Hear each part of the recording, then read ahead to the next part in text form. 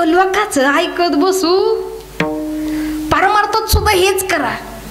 तुम्ही एकदा सुरुवात केली ना, 4 ठिकाणचे सल्ले अजिबात घेऊ नका.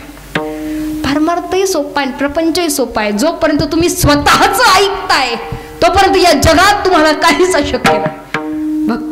भक्तीमध्ये पण नाही, अगदी अजिबात नाही. या वाटेवरती येणारा वारकरी काय विश्वासाने येतो, याच विश्वासाने यावा. पंढरपुराच्या वाटेवरती आलेला हा वारकरी ऊन नाही, वारा नाही, पाऊस नाही, तहान नाही, चिखल तुडवत पंढरीच्या वाटेवरती यावा. कौंडिन्यपुरावरून रुक्मिणी आई साहेबाई, मुक्ताई नगरावरून मुक्ताई आई साहेबांची पालखी, त्र्यंबकेश्वरावरून निवृत्ती दादा, सासवडावरून सोपन काका, देहूवर्ण तुकोबराया, नाथांची दिंडी पैठणावरून तर मौली ज्ञानोबराया, आनंदी क्षेत्रावरून प्रस्थान करताय. आतापर्यंत आलेला हा वारकरी वाखरीच्या रिंगणाला यावा. वाखरीचं रिंगण, मनोऱ्यावर मनोरे रचले जातात, वरती मृदंग वादन केलं जात आहे. टाळ चिपळ्यांचा निनाद ब्रह्मनाद निर्माण करतोय. ज्ञानोबा माऊली तुकाराम, ज्ञानोबा माऊली तुकाराम, ज्ञानोबा माऊली तुकाराम, ज्ञानोबा माऊली तुकाराम. दिंड्या पताकाची दाटी टाळ मृदुंग वाजती, दिंड्या पताकाची दाटी टाळ मृदुंग वाजती. तुझ्या नामाचा वाळवंटी,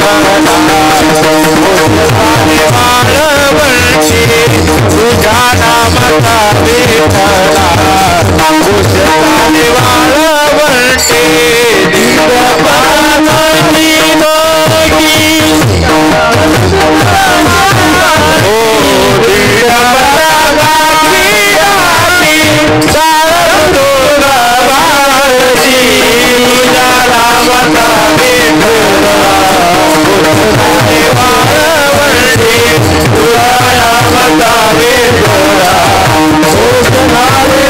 वाळवंटी.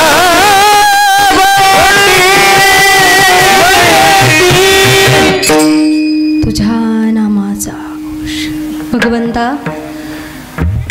नामघोष सुरू आहे. एकमेकांचं वय, पद, पैसा, प्रतिष्ठा सगळं काही विसरून एकमेकांच्या पाया पडलं जात आहे.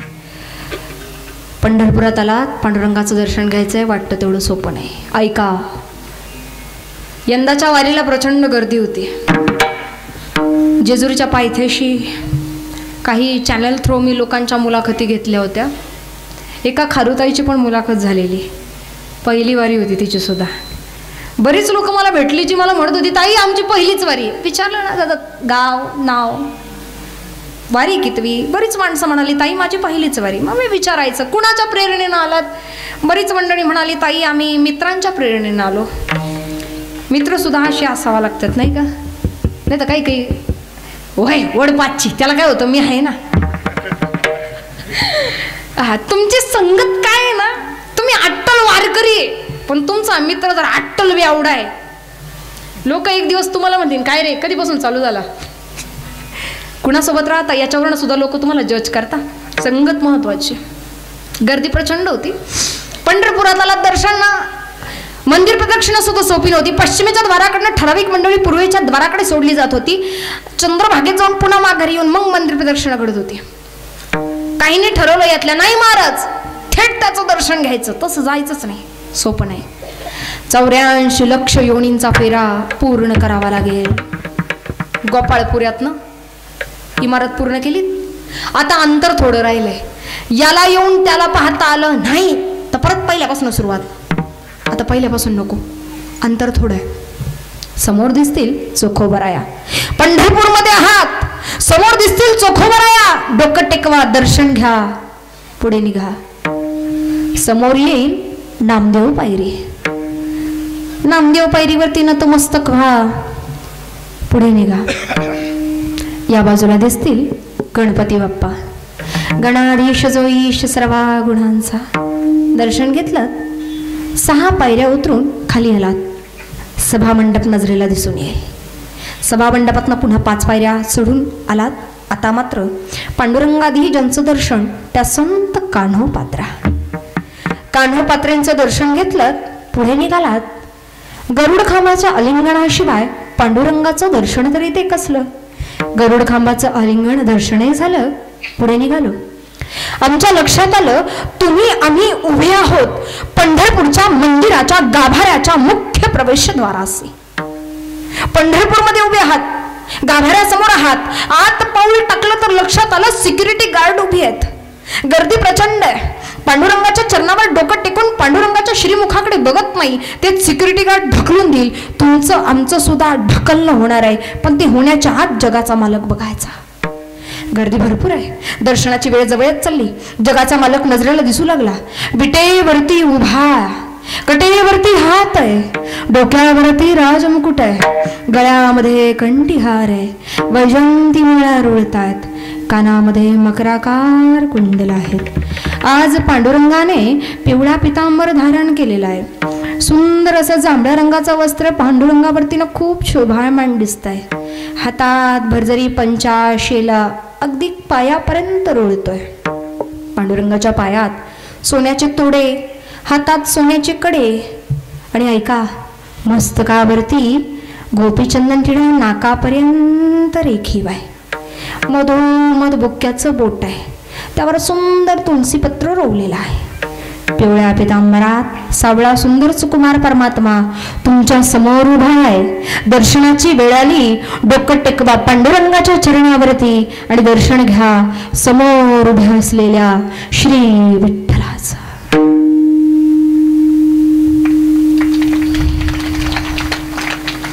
समोर उभा बघितला जगाचा मालक, आणि मनाला जी शांतता प्राप्त झाली, जी शांतता प्राप्त झाली ती या जगाच्या कुठल्याच सुखाच्या साधनेत कधीच नव्हती. त्याचं लावण्य राजस सुकुमार मदनाचा रूप सावळे सुकुमार, रूप सावळे सुकुमार,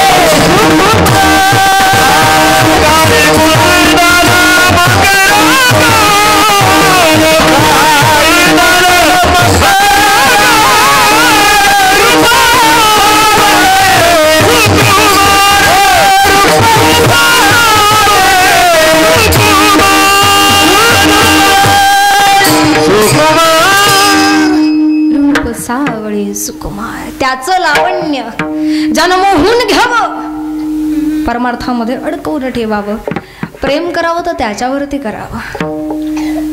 जगाच्या लावण्याच्या प्रेमात पडाल, ऐका, जगाच्या लावण्याच्या प्रेमात पडाल ना, ही दलदल आहे, इथून निघता नाही येत. एक दिवस जरी मेसेज नाही आला तर येडी होती ती. एवढे दुष्क्रिया विधी केलेत ना, उगा नाही सांगत, एवढे दुष्क्रिया विधी केलेत ना, आमच्या भागात जास्त होतात. घराला नवीन घर बांधलं, वास्तुशांती सुद्धा नाही करू दिली, भीतीला भीत, त्या पोराने आत्महत्या केली. म्हणलं आता काय वास्तुशांती करा, नका करू, चुकीच्या ठिकाणी नका अडकू. एक वेळेस तुम्ही व्यसनाला लागलात ना नादी, तर त्याच्यातनं बाहेर पडाल. पण हे व्यसन असं, याच्यातनं बाहेर नाही पडतायत. एक वेळेस व्यसनांच्या पाकिटवर लिहिलेलं तरी असतं, हे मानवी शरीराच घातक आहे. आता लोकांच्या तोंडावर लिहायला लागल, ह्युमन अटॅचमेंट्स इज अ, नाही का, आर इंजुरस, व्हेरी डेंजरस. माणसाला माणसाची लागलेली सवय या जगात कुठलीच शाखा सोडवून देत नाही, कुठलीच नाही. प्रेम करायचं ना भगवंतावरती करावा आणि निरपेक्ष असावा. एवढा हक्क असावा आता आमचाही अंतावरती, एवढा हक्क असावा आता आमचाही अंतावरती. या श्वासांची माळ तुटावी ती फक्त या मंचावरती. मरायचं ना तर माझ्या पांडुरंगासाठी. जगायचं असं का सगळं माझंच आहे. मला मरायची वेळ आली तर सोडून असं द्यायचं काही तर माझं काही नाहीच आहे. एवढं सोपं आहे. कुठेतरी ऐकलेलं गुंत्यात गुंतवणी पाय माझा मोकळा. इतरांसाठी मरत बसू नका. कौन मरता है बेवफा सनम के लिए, 2 गज जमीन नहीं मिलेगी दफन के लिए. कौन मरता है बेवफा सनम के लिए, 2 गज जमीन नहीं मिलेगी दफन के लिए. अगर मरना ही है तो मर इस वतन के लिए, कम से कम तिरंगा तो मिलेगा हमारे कफन के लिए. जगावं मरावं हित यावं, हित जगावं हित मरावं, त्या वाटेवरती यावं ना. काय विश्वास आहे भगवंतावरती. दर्शनाची आस आहे. वाळवंटात कीर्तनाला सुरुवात झाली. कीर्तन सुरुवात झाली, कानावर शब्द येऊ लागले. आईला सांगितलं, आई मला कीर्तनाला जायचं, घेऊन चालतेस. ऐकत नाही. अरे बाबा माझं वय झाले आता, तुझं काय रे रोजचं कीर्तनाला जायचं. माझं वय होत चालले, माझ्याच्यानं नाही जमायचं. तुला कीर्तनाला न्यायचं म्हणजे खांद्यावरती वाहून न्यावं लागतं. राजा तुला कोपरापासून हात नाही, तुला गुडघ्यापासून पाय नाही. मला नाही रे जमायचं, माझं वय होत चाललंय.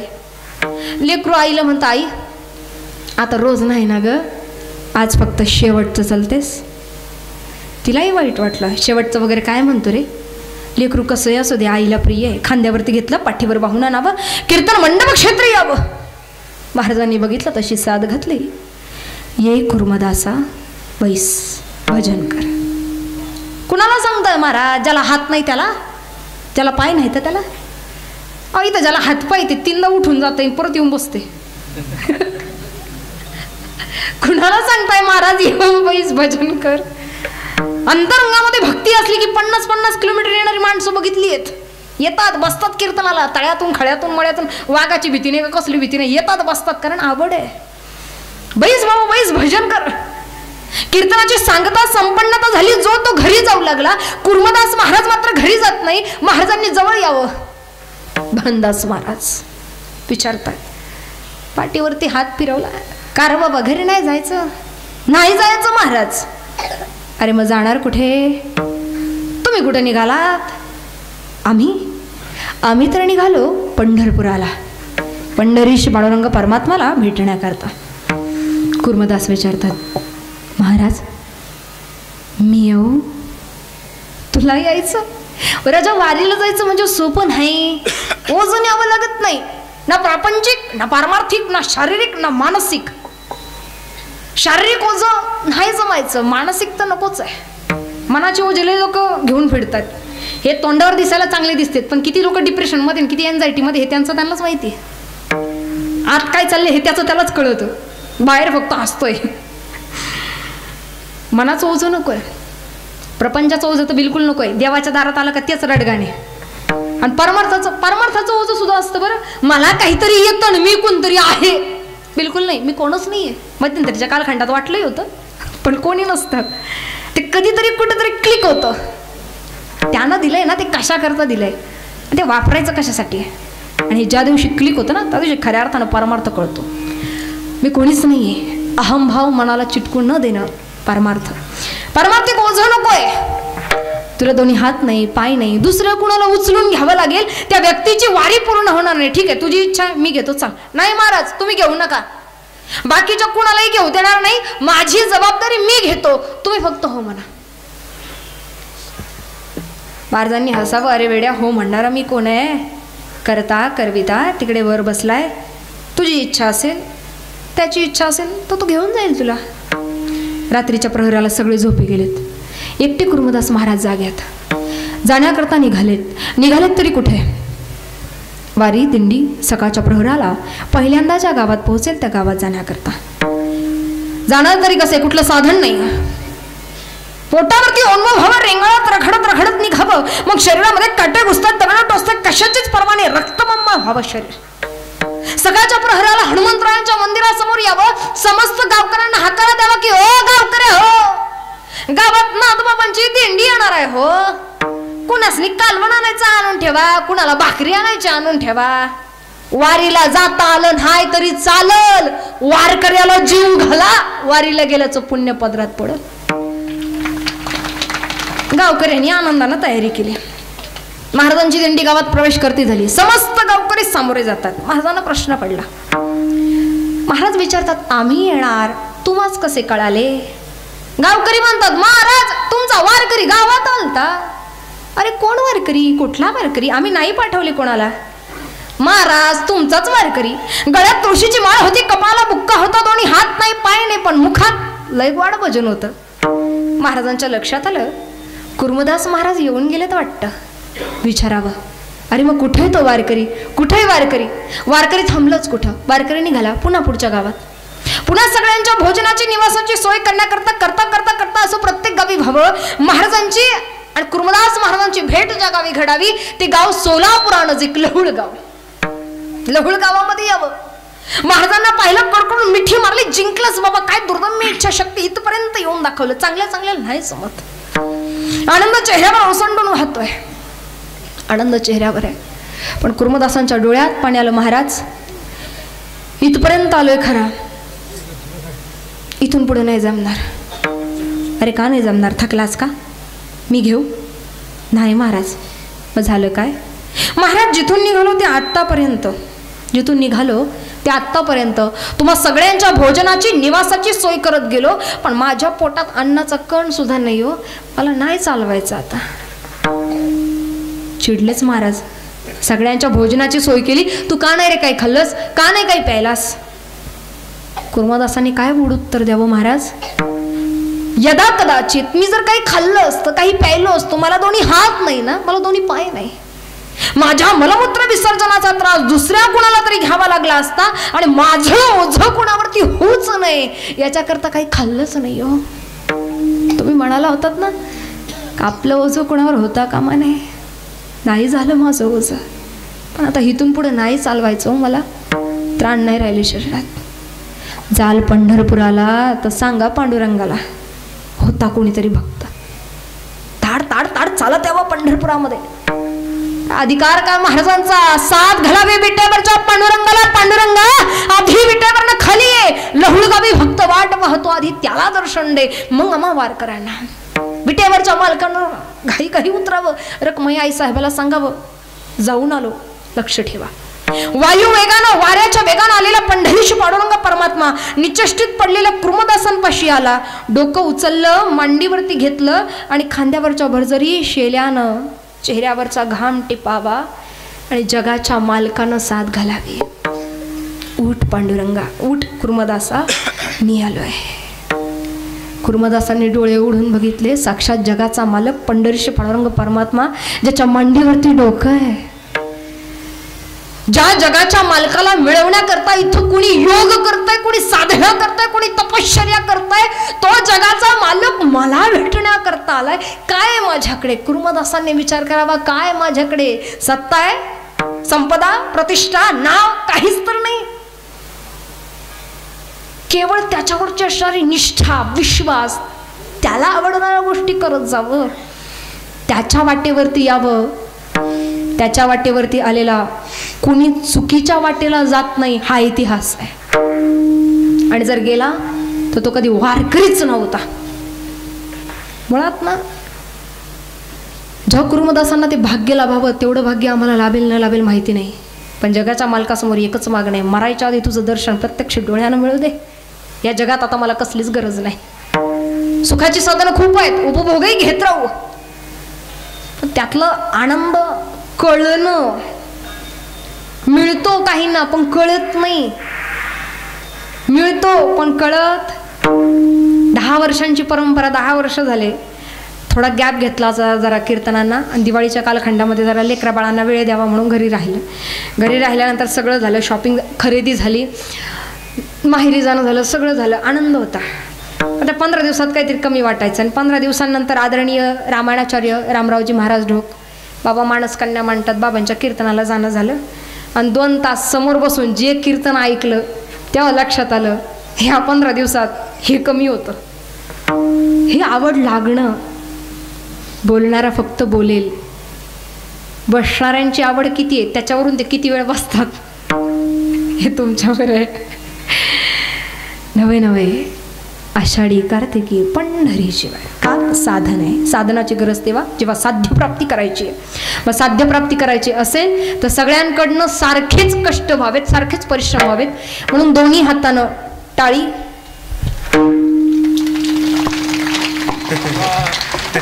हात, हा पाठीमाग, हात हात हात हात आणलेत ना सारे यांनी.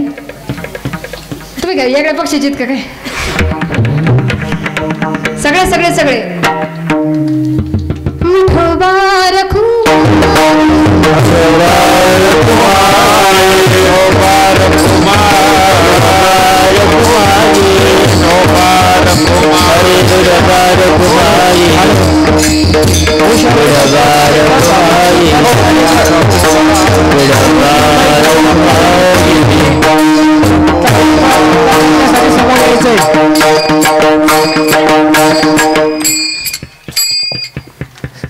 उषाबाई संतोष गाडेकर, भागोबाई गंगाधर गाडेकर आणि रुक्मणबाई मधुकर गटकाळ यांनी ताईचा सत्कार करण्यासाठी समोर यायचंय.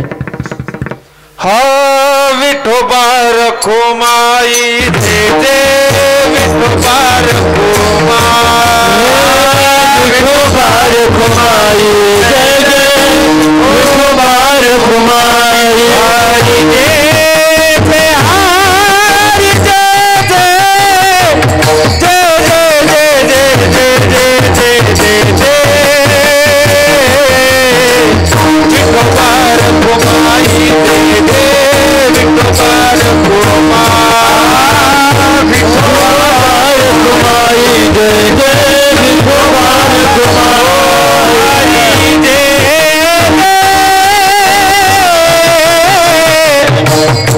हरि दे दे, हरि दे दे, हरि दे दे, हरि दे दे दे दे, विठोबा रखो माई, हरि विठोबा रखो माई दे दे दे दे दे, हरि दे दे, हरि दे दे, हरि जन विठोबा रखो माई, हरि विठोबा रखो माई, विठोबा रखो माई, विठोबा रखो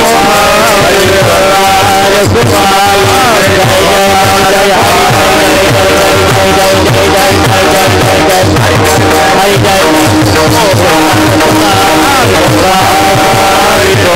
रखो माई,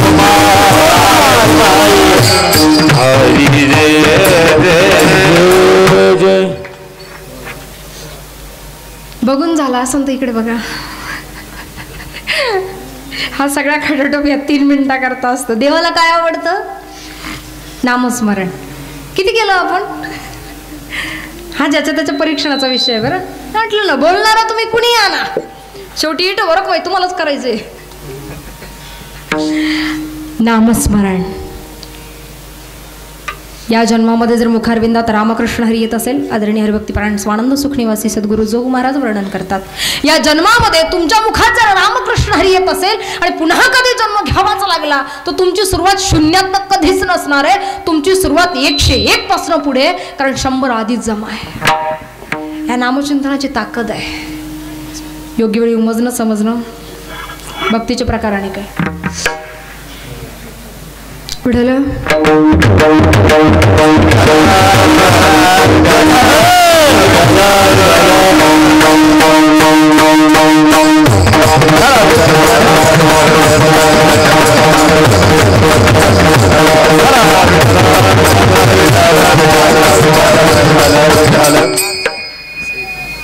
असू दे, हे उलट महत्व त्यांना आहे. या वाटेवर येतात ना वारकरी, एकादशीच्या, आषाढी एकादशीच्या आदल्या दिवशी दशमीला संत भेटी करता वाखरीच्या दिशेने उभं राहावं. सगळ्यात पुढे नामदेवराय घेण्याकरता आले तर आदिशक्ती मुक्ताबाई संत, जनाबाई संत, सखुबाई, नरहरी महाराज, सोपन काका, निवृत्ती दादा, श्री चांगदेव त्या ठिकाणी असणारे अगदी जगद्गुरु तुकोबरायनाथांची दिंडी सगळ्यात छोटी माऊली ज्ञानोबराय. माऊली ज्ञानोबरायांच्या चोपदाराकडनं दंड उंच झाला ना का सगळ्या मानाच्या पालख्या निघतात. पुन्हा वारकरी संप्रदायात कीर्तनकारापेक्षा जास्त महत्व विनेकऱ्याला आणि चोपदाराला आहे. आणि बऱ्याच गावांमध्ये चोपदार आता गायब होत चाललेत, कारण चेष्टा पण सगळ्यात जास्त त्यांचीच करतात. पण खरं ना, विण्याची सेवा ही सेवा जर आपल्याकडे आली ना तर नशीबवान समजा. भक्तीचे प्रकार आहे. आणि कपाळावरती असणारा बुक्का, ह्याच्यात तर सगळं आमचं आयुष्य आहे. बुक्का नाही तर काय नाही, सगळं काही तर बुक्क्यावर आहे. रात्रीच्या वेळेला सगळेजण झोपी जातात ना, जगाचा मालक विटेवरनं उतरून खाली येतो आणि दिवसभर माझ्यासाठी ताटकळत उभी राहिली होती हे वारकरी, म्हणून त्यांच्या पायाची धूळ स्वतःच्या मस्तकावरती धारण करतो. एवढं तर त्या ठिकाणचं असणारं वर्णन केलंय. छोट्या छोट्या गोष्टींमध्ये खूप काही आहे, समजून घेत नाही आम्ही. परमार्थ खूप सोपा आहे, करणाऱ्याला करता येत नाही. परमार्थ असू द्या, प्रपंच असू द्या, समाज कल्याण असू द्या, जगात आल्यानंतर काहीतरी एक गोष्ट आमच्याकडनं घडावी. बसलेली सगळीच मंडळी, बराच वेळ निघून गेलाय, पुढचा कालखंड कसा आहे आम्हाला माहिती नाही. जरा जागे व्हा, स्वतःचं अस्तित्व स्वतः टिकवायला शिका. कोणी येणार नाही मदतीला. भगवंत सांगतात आता तुझं तू कर. कर्माचं स्वातंत्र्य दिलंय. आदरणीय हरिभक्तीपरायण चैतन्यजी महाराज देगलूरकर वाचावी ज्ञानेश्वरी गोड चिंतन मांडतात. वाक्यप्रमाण नेहमीच केलेलंच कर्मच भोगावंच लागतंच. चकारांत फक्त व्याकरण दृष्ट्या देतात का, कारण अटळ आहे, अंतिम आहे. वडिलांनी त्रास दिला, मुलगा वैतागला, बापाला पाठीशी घेतलं, लांब नेऊन सोडलं. ऐकताय ना पिंपळगाव? बापान त्रास दिला, पोरगा वैतागलं, पाठीशी घेतलं, लांब नेऊन सोडलं. पण कसं असतं, मी नाही म्हणत, ते महाराजच म्हणतात. म्हातारी माणसं मांजरं किती बी लांब नेऊन सोडा. आपण घरी यायच्या आत ते घरी हजर. बापाला दारात पाहिलं, पोरग विचारतं कवा आले, ते म्हणलं तू ह्याच आधी.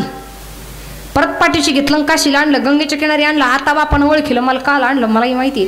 मला तो सांग राहायचं नाही, पण यक्कर इथं नको ढकलू, थोडं पुढे नाही. मुलगा म्हणाला बाबा पाणी इथे पण आहे, पाणी पुढे पण आहे, आता मरायचेच आहे, ते इथेच जा. हिथे ते कशाला.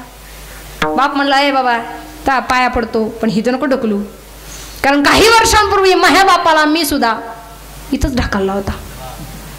हे असं फिरून येतं. चांगलं असू द्या नाही तर वाईट असू द्या. वाईटावर विश्वास आहे ना का वाईट कधीतरी येतं. आज आमच्यामुळे समोरच्याच्या डोळ्यात 10 अश्व येत असतील तर भविष्यात 100 अश्वांची किंमत मोजायची ताकद आम्हाला जर ठेवावी लागत असेल तर विश्वास ठेवा, आज कोणासोबत तरी चांगलं करा. कदाचित उशीर होईल पण विजय नेहमी सत्याचाच आहे. वाट बघणं, संघटित होणं हे आपल्याला करणं आहे. पैसा किती कमवाल, माणसं कमवता आली पाहिजे.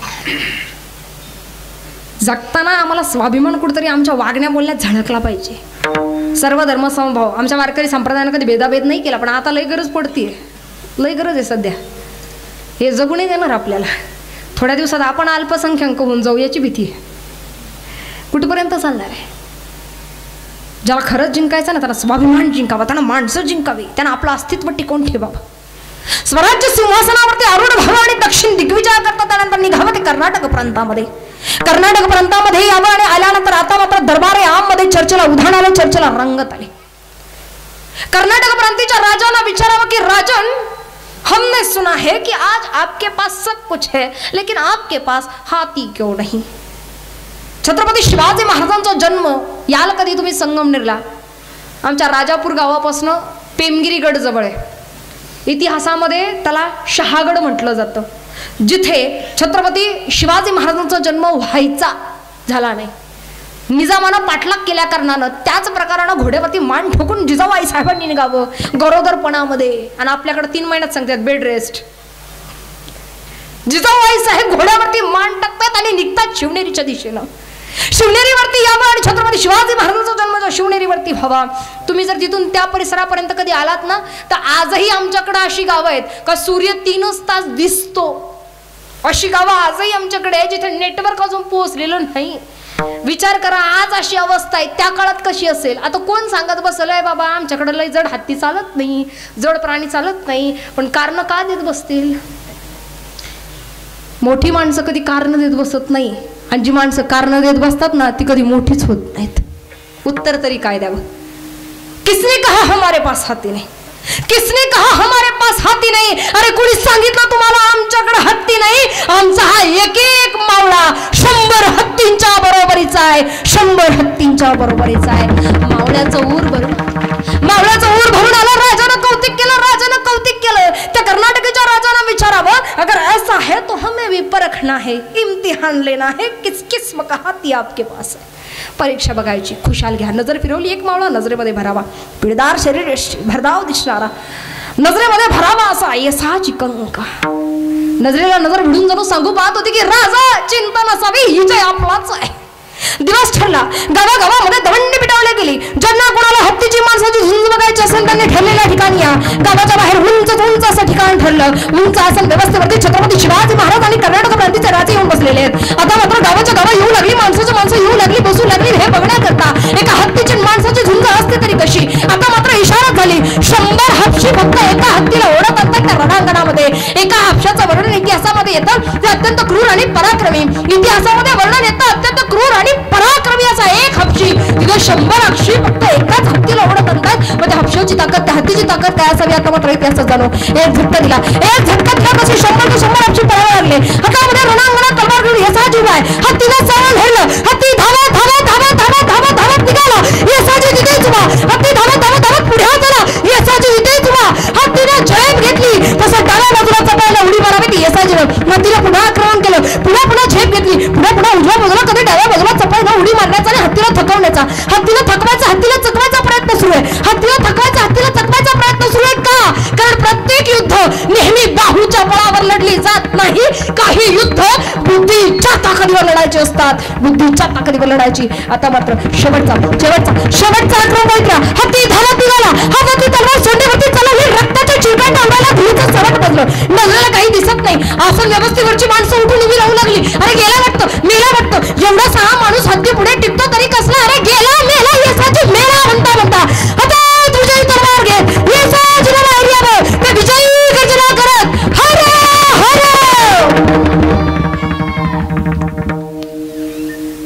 थांबा. हे रक्त थंड पडलेलं आहे. हे नको तिकडं डोकं चालू होतं फक्त.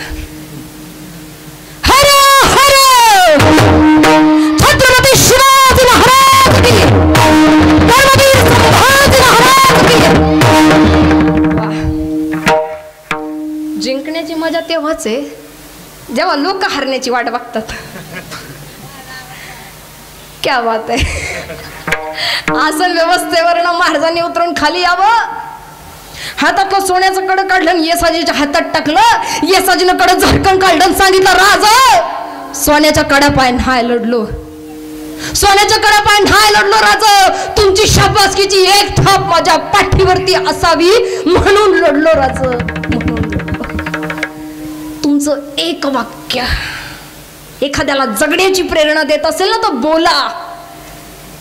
तुमच्या बोलण्यानं एखाद्याला जगण्याचं बळ मिळत असेल तर बोला. योग्य वेळी आणि चांगलं बोला. बोलत नाहीत माणसं. मेल्यावर येतात, गोळा होतात. बाई मोकळी रड. अरे आता कशाला रड. मोकळं बोल. नका बोलू. तो जिवंत आहे तोवर बोला. गेल्यानंतर सोशल मीडियावरनं मारलेली हाक किती तीव्रतेची असली तरी जाणाऱ्याच्या कानावरती ती कधीच पडत नाही. अगदी कधीच नाही. समोर आहेत ना माणसं तोपर्यंत समजून घ्या ना. हसा रडा भांडा आपण व्यक्त व्हा. प्रयत्नच केला नाही असं नको ना व्हायला. आयुष्य फार कमी आहे.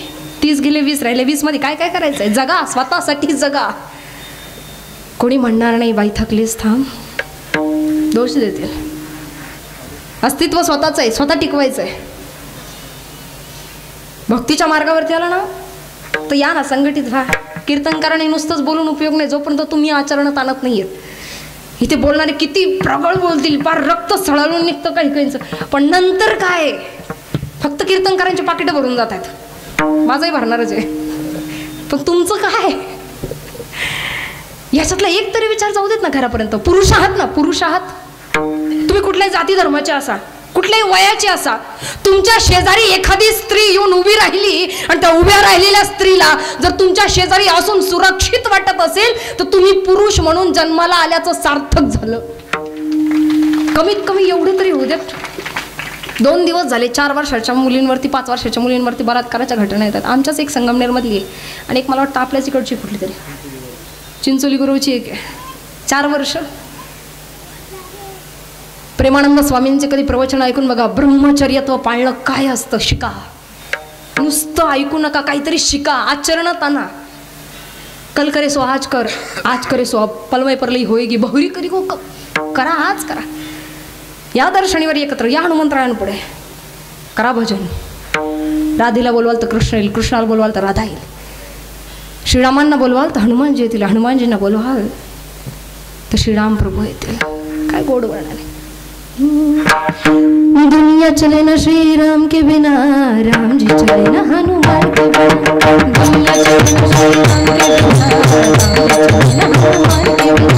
दुनिया चले ना श्री राम के बिना, राम जी चले ना हनुमान के बिना. ओ दुनिया चले ना हनुमान के बिना, राम चले ना हनुमान के बिना, दुनिया चले ना श्री राम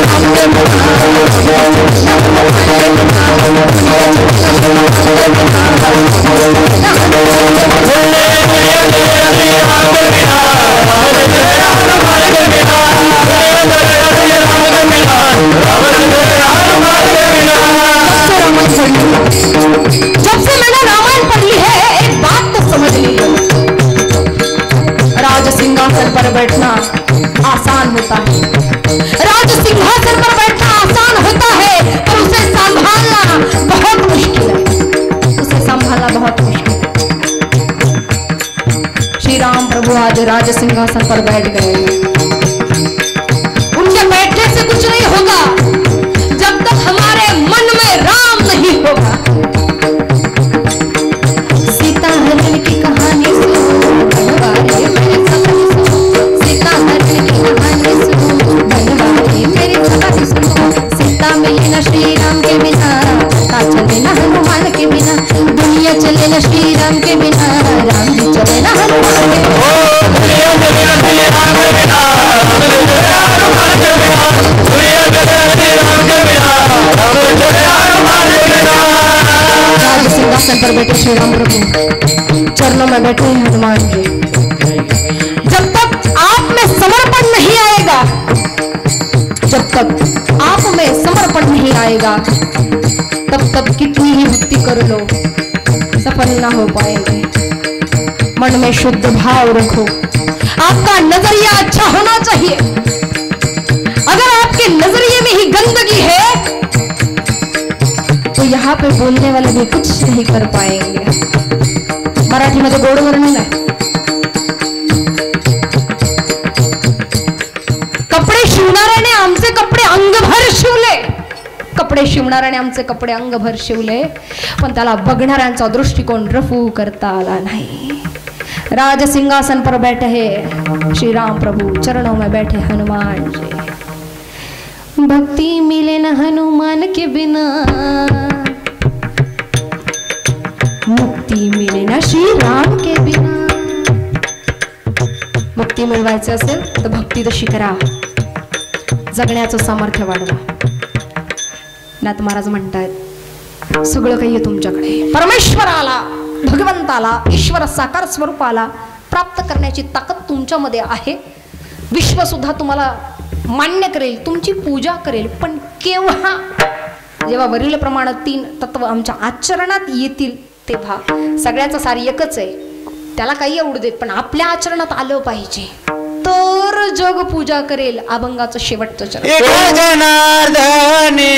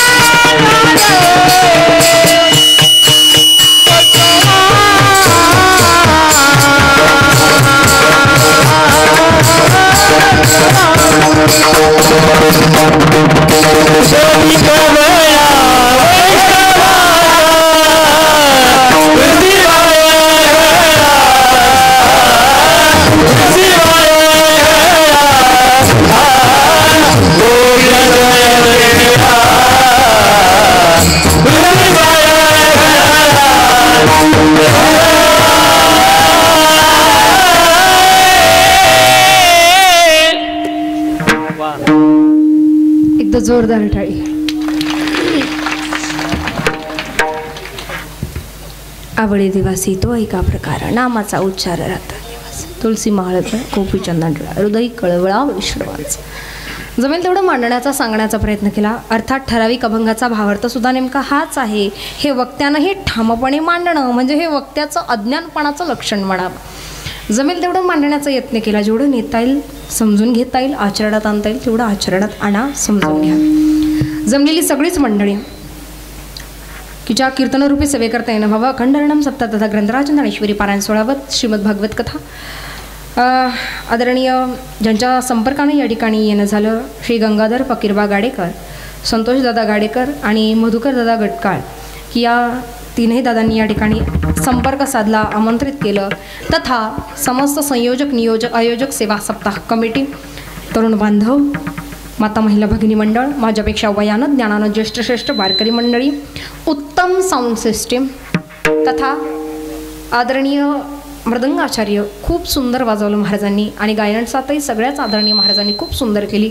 या सगळ्या टीम करता एकदा जोरदार टाळी.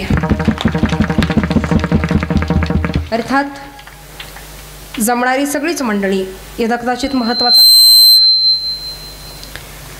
नावं खूप आहेत आणि महाराज मंडळींचं एखाद्याचं नाव राहून झालेलं नको म्हणून समस्त ग्रामस्थ, भजनी मंडळ तथा बाहेरून आलेली महाराज मंडळी, आमच्या समवेत आलेले हरिभक्तीपरायण आदरणीय ज्ञानेश्वरजी महाराज, दोन्ही भालदार चोपदार या ठिकाणचे विनेकरी, उपस्थित सगळीच मंडळी आणि महत्त्वाचं एखादं नाव चुकून हुकून माझ्याकडून घ्यायचं राहून जात असेल, आदरणीय लक्ष्मीताई आहेत की ज्यांची कथा या ठिकाणी आहे. खरं बघायला गेलं माझी वारकरी संप्रदायातली सुरुवात की जेव्हा ते महाराजांनी, आदरणीय केंद्रीय महाराजांनी त्यावेळेला काहीतरी ग्रुप बनवला होता तेव्हा मला माहिती झालं.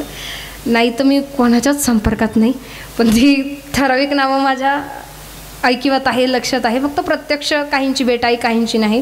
म्हणून आल्यानंतर लक्षात नाही आलं, फोटो बघितलं तेव्हा ध्यानात आलं. पण आदरणीय सगळ्या या ठिकाणी उपस्थित असणाऱ्या ताई असतील किंवा या ठिकाणी माता महिला भगिनी मंडळे, चुकून कोणाचं नाव राहिलं असतं आता राहू द्या, मी पुन्हा येईन. बोलावलं तर येईन. आपला काय एक तसा पक्ष नाही. अद्यापपर्यंत पंचक्रोशीमध्ये येणं झालं तेव्हा कदाचित बघितलं असेल.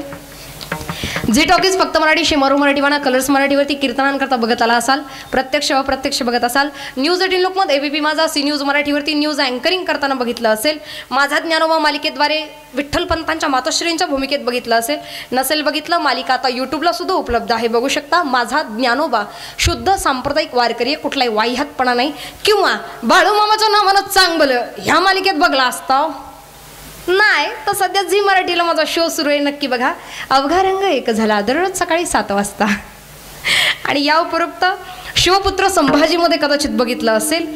आणि पुन्हा एकदा महाराजांवरती खूप सुंदर असा, अर्थात टीजर अजून आलेला नाही आहे पण तरीसुद्धा अपडेट हव्या असतील तर सोशल मीडिया उत्तम साधन आहे. इन्स्टा, फेसबुक, गुगल, ट्विटर कुठेही सर्च करा. हबप जयश्रीताई तिकांडे ऑफिशियल. मालिकांचे प्रोमो आहेत आणि कीर्तनांचे सुद्धा अपडेट आहेत. माझेच असतात असं काही नाही, इतरांचे पण आहेत. ऐका, श्रवण करत चला. जमेल तेवढं सांगण्याचा, मांडण्याचा प्रयत्न. झालेली सेवा भगवंतचरणी समर्पित. ज्ञानेश्वर